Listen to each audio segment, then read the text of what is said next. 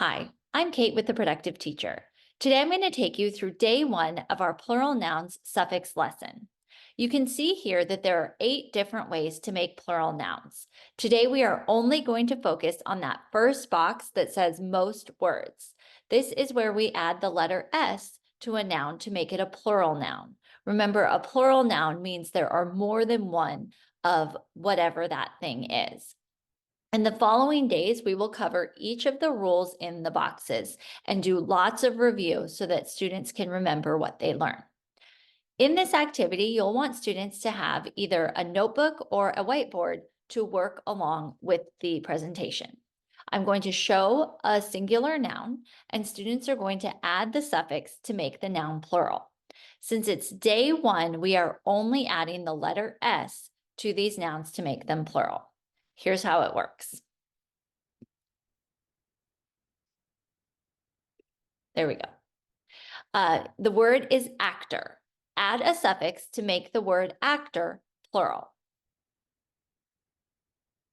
Here you can check your work. Did you write actors? Next, we have alligator. Add a suffix to make the word alligator plural. We can check our work. Alligators.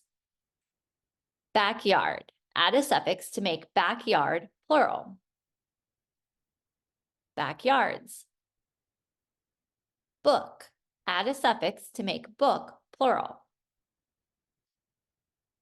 Books. Last word for today, snake. Add a suffix to make snake plural. Snakes. Now, you can either have had students go back and write sentences as you're working through the words. So write a sentence with book and then write a sentence with books. This helps students understand the meaning of the two different words.